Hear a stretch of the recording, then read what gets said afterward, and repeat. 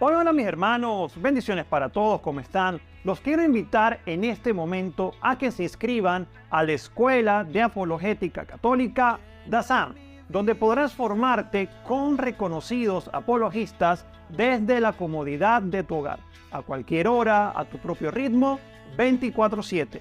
Podrás encontrar el enlace de acceso a la escuela en la descripción de este video y en la caja de comentarios. Católico ignorante, futuro protestante. Para que no te pase, te recomiendo el libro del apologista católico Martín Zavala, Respuestas Católicas Inmediatas, donde aprenderás sobre el purgatorio, bautismo de bebés, diezmo protestante, imágenes religiosas, virginidad de María y muchas más. Lo puedes encontrar en defiendetufe.com.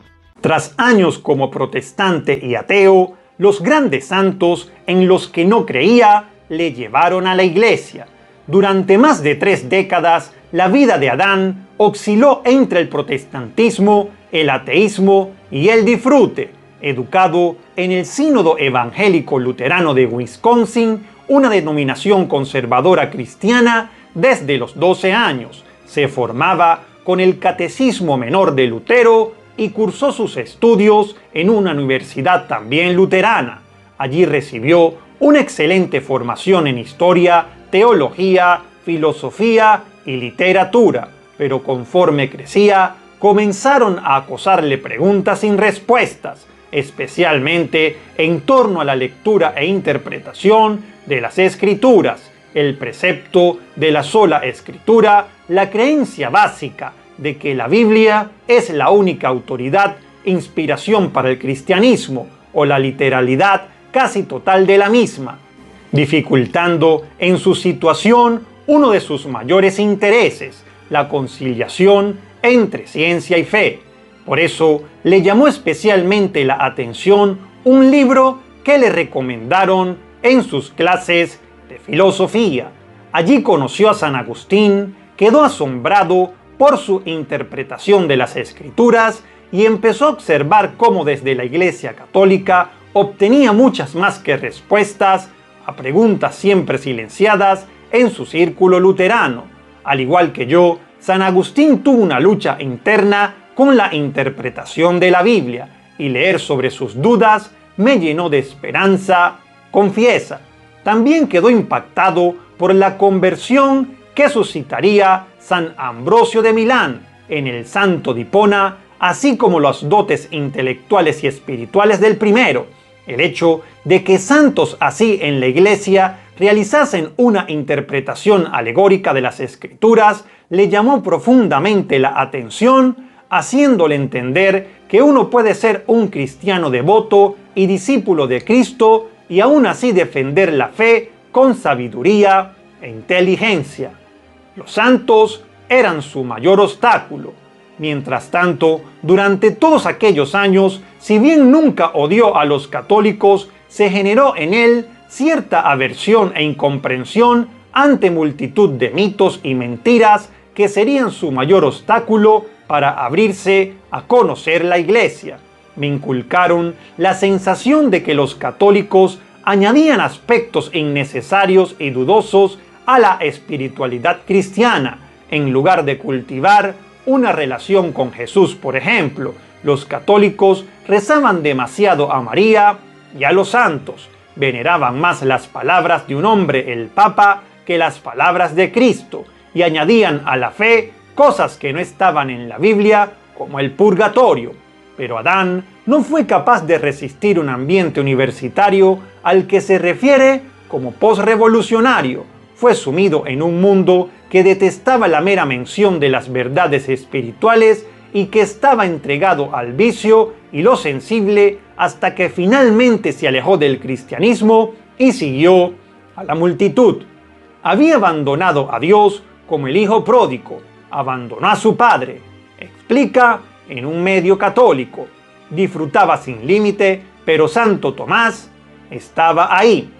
Durante su juventud, especialmente al concluir sus estudios, cayó en la cuenta de que sus conocidos no actuaban como si el cristianismo fuera real, muchos evitaban hablar de fe, tenían relaciones sexuales, bebían demasiado alcohol y se drogaban. y el mismo Adán no tardó en caer. Disfrutaba sin restricciones de las recreaciones que nuestro mundo ofrece. No estoy orgulloso. Como el hijo pródigo, llevé una vida de disipación que duró años, confiesa, pero también recuerda algunos faros que o bien le mantuvieron en la fe en aquella época oscura, o bien se la presentaron. Uno de ellos fue su propia universidad luterana, donde pudo aprender nociones básicas sobre Santo Tomás, algo que le permitió, incluso estando alejado del cristianismo, salir en su defensa ante el argumento de que creer en Dios es lo mismo que creer en Santa Claus.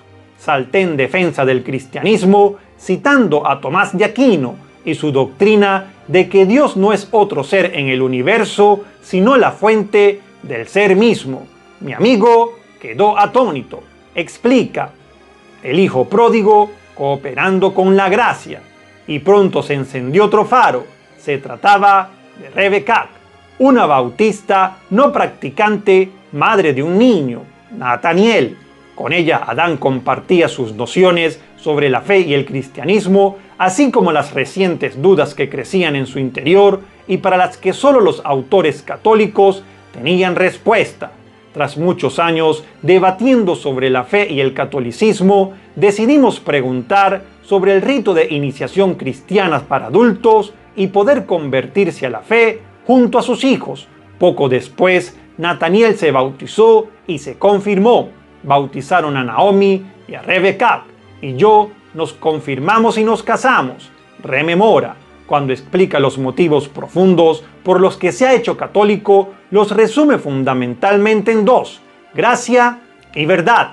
Dios ofrece su gracia a todos, pero debemos cooperar con ella y responder a la llamada de Dios. A mí me ofreció muchas veces la gracia, pero durante años la evité, la ignoré y me apegué a las cosas del mundo. Pero como el hijo pródigo que reconoce su humillación, comencé a cooperar con ella. Le respondí a través de la sabiduría que aprendí de los padres de la iglesia y los santos, pero también escuchando a los demás. Menciona: tremendamente agradecido a la intercesión de los santos. Sin embargo, el mismo Adán confiesa que aún después de haberse convertido y de pasar a formar parte de la iglesia, aún permanecían dificultades como la veneración a la Virgen o la devoción a los santos, a los que rechazó durante años. Cuenta que fueron los mismos santos los que, una vez convertido, acudieron en su ayuda.